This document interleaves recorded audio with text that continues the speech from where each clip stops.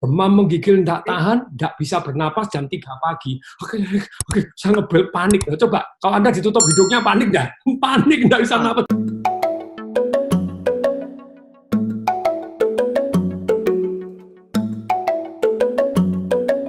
Ya, saya nggak pernah lebih bersemangat dari ini karena tamu saya membuat saya sangat bersemangat. Orang ini semangatnya menurut saya di atas rata-rata. Beliau adalah sahabat saya, mentor saya juga. Saya belajar banyak hal dari beliau, minimal dari segi semangat. Kalau konten apalagi, beliau ngomong banyak hal.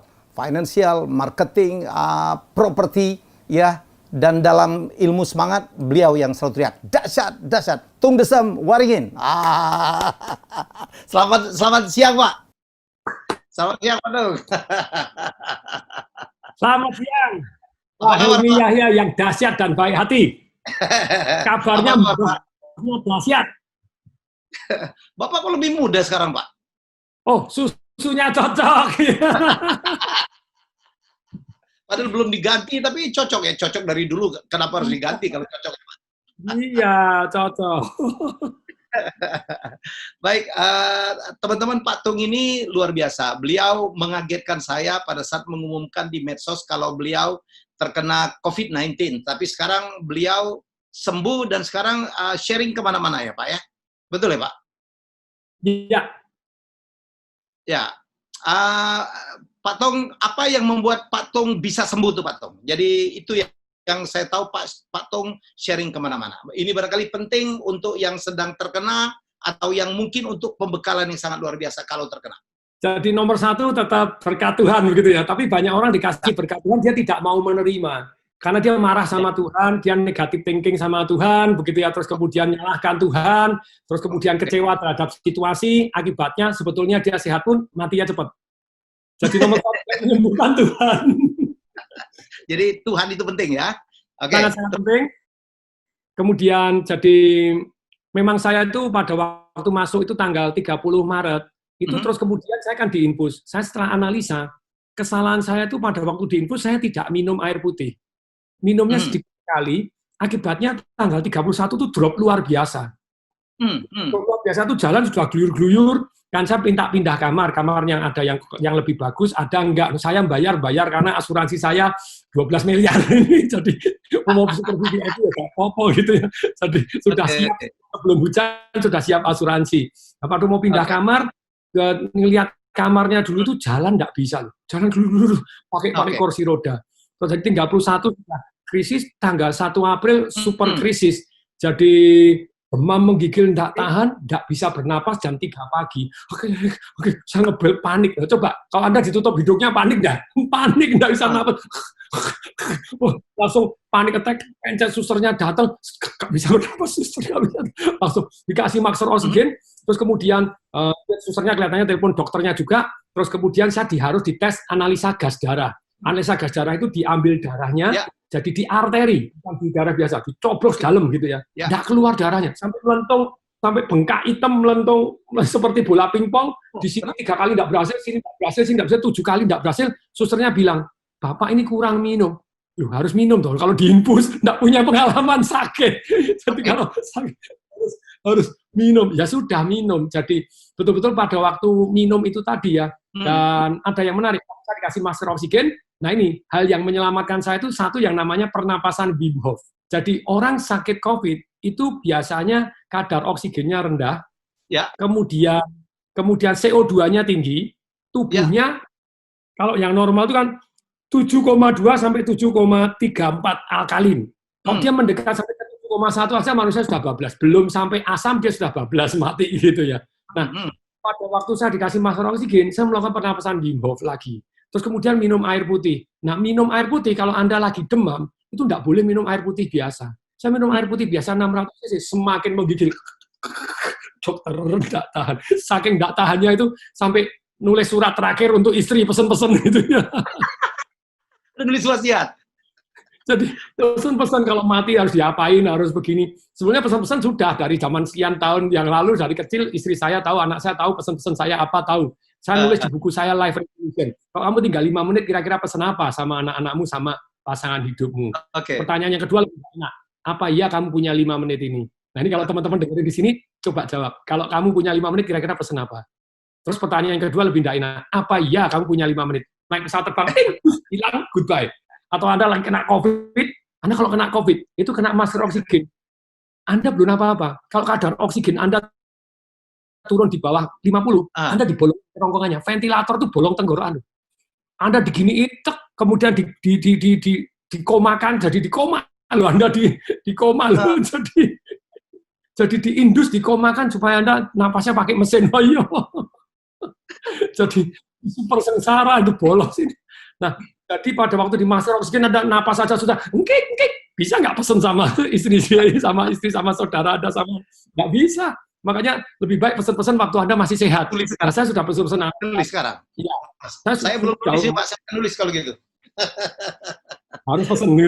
Masih hidup, masih seger, harus pesen. Tapi detailnya kan belum ada, jadi saya pesen detail. Kalau saya mati, saya tolong nanti dibakar, ditaruh di Delingan. Delingan itu antara Karanganyar dengan Tawangmangu, tempat papa saya ditaruh di sana. Begitu ya. Nanti kalau kamu meninggal, ya kita baru dilabuh bareng. Tapi kalau saya meninggal, kamu menikah sama orang lain, ya sudah, kamu sama orang lain, don't care about me anymore. Karena kamu walaupun kawin sama saya sudah 23 tahun, kamu kawin sama orang lain 2 bulan, mati ya kamu dikubur sama sana, bukan sama saya, sama yang delasuan gitu. Detail itu, Pak? Iya, saya kirim gitu, istri saya nangis, gak karu-karuan. Jam 4 ketika demam, saya panik attack, saya sudah langsung evacuate. Maksudnya evacuate itu, saya tidak mau di Indonesia. Karena Singapura kemungkinan hidupnya paling tinggi. Waktu itu belum ada yang mati. Ya. Jadi belum ada yang mati Singapura. Evacuate. Saya kan beberapa kali evacuate. Anak adik saya 2 pernah kita evacuate. Charter SOS, pesawat private jet, kirim ke Singapura. Saya bilang evacuate, saya gini. Ditolak. Ditolak. Sungguh-sungguh punya duit, tidak bisa. Ditolak. Ternyata Singapura tidak mau terima pasien COVID. Nggak mau impor, nangani yang ini aja susah nangani dari luar negeri. Lagi dari Indonesia ya. Terus saya langsung tetap ngotot, cari. Kalau pesawat kan sudah susah ya, saya bilang, charter private jet, pinjam private jetnya, temen ada Pak Edi Saryatmadja yang STTP Indosiar, saya bilang, Pak Edi Saryatmadja dia usaha tetap nggak bisa, jadi nggak bisa masuk itu nggak bisa, sudah masuk sudah di-grounded dan nggak bisa, walaupun dia punya private jet tetap nggak bisa. Nah, saya beruntung setelah minum air putih itu menggigil lagi, terus susternya bilang, jangan air biasa Pak, air hangat, minum air hangat lagi. Jadi saya pakai masker oksigen, sudah pakai penapasan Wim Hof, nanti itu yang saya share di MNC, share di mana, itu membuat kadar oksigennya tinggi dan membuat kita kalem, jadi rileks. Terus kemudian minum air, jam 4 saya minum VCO, Virgin Coconut Oil. Karena gara-gara baca, ada Ibu Monik yang minum VCO dan kemudian detok keluar banyak sekali dan rasa fresh, rasa seger, dan saya sendiri sudah dikirimin VCO sama Pak Kuswiyoto. Pak Kuswiyoto di Rut Pegadaian. Saya hari ini masih kontrak untuk ngasih konsultasi untuk bisnis coach Pak untuk Pegadaian. Dalam 10 bulan customer-nya naik Pak 10,2 juta jadi 13,8 juta, naik 3,6 juta. Naik. Profit nambah 300 miliar Pak. Produk-produk tertentu tabungan naik 600%, naik 270%. Dan Pak Kuswiyoto dipilih sebagai the best CEO BUMN 2020. Dia ngirimin saya, Pak Tung, hidup boy, kontrak saya perpanjang. Gitu ya. Semangat. Dan itu menyembuhkan juga. Jadi jam 4 saya minum VCO, minum air putih total 1,5 liter hanya dari jam 3 pagi sampai jam 6.30, jam 6.30 ke belakang terus. Jam 6.30 ke belakang, terus 1, 2, 3 kali, dan keluarnya air itu langsung perasaan, rasanya lega plong. Kemudian jam 7 diambil darah lagi sudah pakai tangan kiri, just langsung keluar. Nah, langsung keluar itu terus kemudian jam 9 saya ditelepon Pak Edi, dimarahin gitu ya, karena Pak istri saya kan nangis-nangis telepon, ini tolong Pak pinjemin private jet, kita bayar kita apa gitu. Pak Edinya ngomong, kamu pesen-pesen terakhir, kalau nanti setan dengar kamu diiyain, hilang loh kamu gitu. Ya ancam sama dia, cabut nggak? Pak, saya tuh mau alasan. Saya tuh bukan negatif thinking, antisipasi. Orang sukses itu siap-siap. Jadi tidak kaget nanti kalau istri ditinggal apa, siap-siap. Dan saya tetap usaha, mau pinjam pesawatnya Bapak segala macam, mau evakuate kan tetap. Dan saya janji sama istri itu ngomongan terakhir, kok ngomong negatif, setelah itu ngomong yang positif. Enggak, tetap cabut enggak. Saya bilang, ya sudah cabut, nurut. Kalau gitu kita doa bareng cabut. Terus kemudian dikasih tahu itu tadi, bahwa hati yang gembira itu adalah obat. Kalau kamu patah semangat, itu meremukkan tulang. Itu termasuk ada satu dokter yang masih muda, tidak punya sakit apapun, begitu dia menangani COVID, dia kena COVID, terus kemudian mau masuk rumah sakit, yang dia nangani ternyata ditolak, jadi dia kecewa, dia sakit hati, besok langsung tidak ada. Cepat sekali. Jadi hati itu penting ya Pak, itu yang terbaik ya Pak? Sangat-sangat penting. Jadi makanya pada waktu itu, terus kemudian gimana ya supaya saya bisa hati yang gembira. Ternyata gini, kalau saya baca WhatsApp, Pak, nonton siaran TV yang penuh berita dan penuh angka, nonton World Odometer, yang mati berapa, yang sembuh berapa, yang kena lagi berapa, itu under pressure. Apalagi teman-teman saya zaman waktu itu, saya punya WhatsApp group teman SMA. Teman SMA saya tuh 12 orang jadi dokter, Pak. Dia cerita dokter matinya gimana, ceritanya detail lagi. Saya langsung mual. langsung mual, langsung super gelisah. Jadi caranya gimana nih ya? Oh, saya ingat pelajarannya dari Anthony Robbins, guru saya. Di mana Anda fokus, di mana energi mengalir. Kalau kamu fokus kepada hal yang mengkhawatirkan, hatimu khawatir. Khawatir boleh nggak? Boleh. Supaya Anda waspada. Kayak hari ini kan banyak orang ke mall, belanja baju, belanja ke tanah abang. Karena mereka nggak khawatir. Khawatir itu penting untuk kita waspada. Tapi kalau sudah kena, please deh, jangan fokus ke yang khawatir. Kalau sudah kena, fokus bagaimana sembuh. Jadi saya fokus langsung, nah itu memang TV dari dulu saya enggak, WhatsApp saya stop total. Saya hanya fokus kepada orang-orang yang positif, dan begitu saya dengar tadi bahwa hati yang gembira tadi, saya mulai, apalagi yang membuat, selain fokus, gerakan, nada suara, sama keyakinan. Gitu ya. Jadi 4 yang mengubah emosi seketika. Gerakan, saya mulai bergerak ceria, mulai senyum, mulai tangan ke atas. Kemudian berikutnya gerakan mulai keyakinan. Keyakinan itu apa? Saya ngasih arti ini.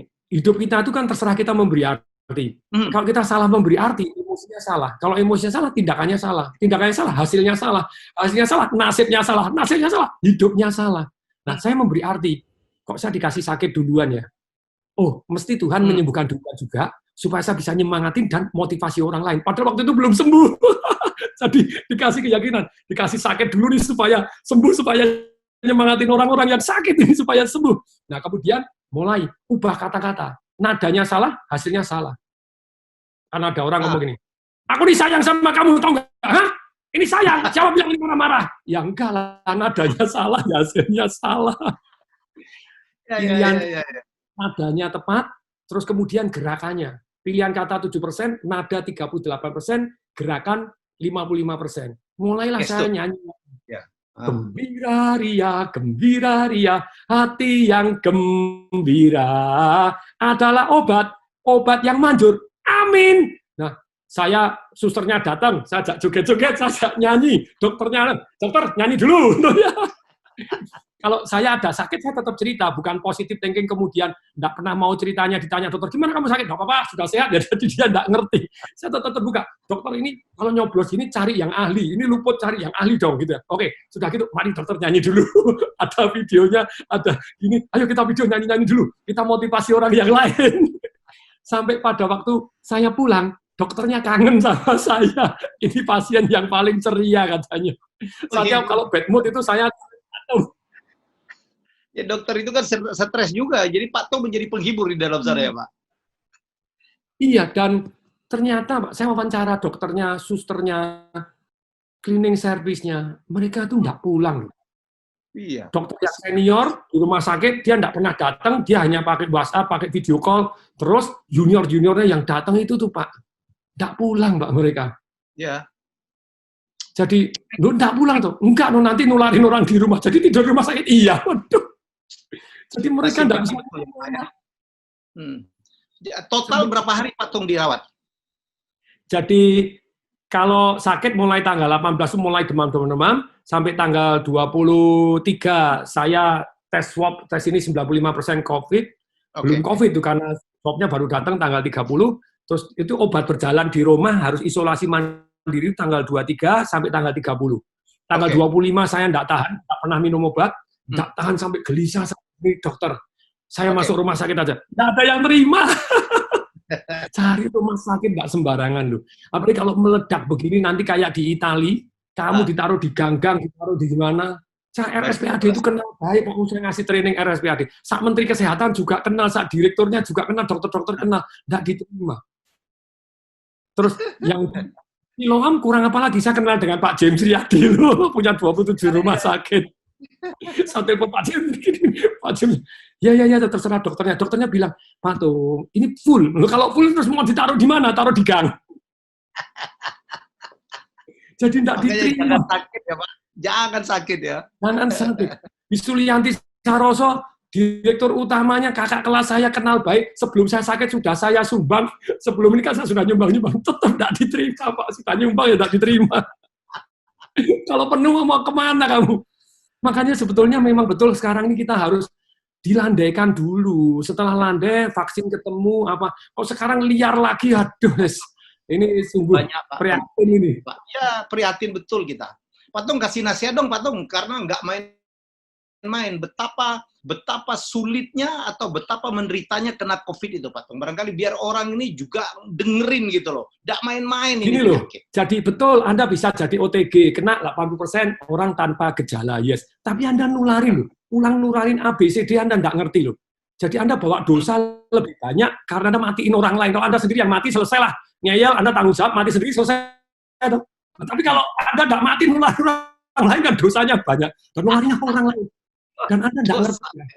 Ketika Anda lemes, linu semua, napas, tuncah, sengkik-sengkik, Anda kasih masker oksigen, begitu Anda dites, Anda segera bolong di sininya, bisa kebayang Anda dibolong di sininya, dikasih musik, please deh. Jadi nasihatnya begini loh, jangan deh sekarang itu jaga jarak, kemana-mana pakai masker, biarkan landai dulu, biarkan vaksinnya ketemu dulu, biarkan rumah sakit kosong dulu, bisa nangani something happen. Anda tidak tertangani, diletakkan doang di gang-gang, terus gimana? Itu kan sedih sekali. Dan aduh, dan Anda belum ngalami. Saya beruntung saya di kamar sendiri. Kemarin ada satu orang minta testimoni saya buku karena dia juga menderita COVID. Dia cerita begitu detailnya di bukunya dia, saya positif COVID. Aduh, dia digabung di satu rumah sakit, digabung kanan kiri. Terus kemudian pada waktu tidur sebelahnya ngasih tahu, kemarin teman yang situ sudah meninggal, jadi kamu tidur di antar tempat orang mati. Semakin stres lagi. Terus sebelah batuk begini, sebelah begini, ada yang hamil melahirkan, ada yang jerit-jerit terus kemudian besok nggak ada. Waduh, itu nggak kebayang mencekamnya seperti apa kalau Anda sudah rame-rame di sarden seperti itu. Ya. Aduh, dan Pak Tung menyaksikan sendiri ya betapa berat perjuangan daripada para tenaga medis menyelamatkan corona itu, Pak Tung ya. Kasihanilah mereka, Pak Tung ya. Sampai saya nonton cleaning service masuk lagi bersih-bersih.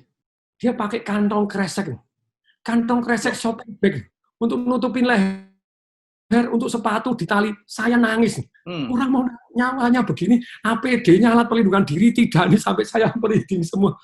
I cry, dan waktu itu kemudian, oke, apa yang kita bisa bantu? Makanya hari ini kan kita kirimi terus, butuh APD lagi, kita kirimi. Siapa butuh APD, kita kirimi. Gathering, saya ngasih seminar, 100% disumbangkan. Gather semua pembicara, termasuk ada teman-teman Pak James Kui, ada teman-teman pembicara. Kalau kita ngasih seminar, 15 seminar, Anda cukup bayar 200.000, 100% disumbangkan. Jadi kita kan sudah mulai ngirim-ngirim terus, kirim APD. Karena orang sudah mau naruh nyawa, tidak pulang, tidak ketemu. Kalau Anda bilang, oh saya berani, sudahlah jadi sukarelawan, sana bantuin yang di rumah sakit.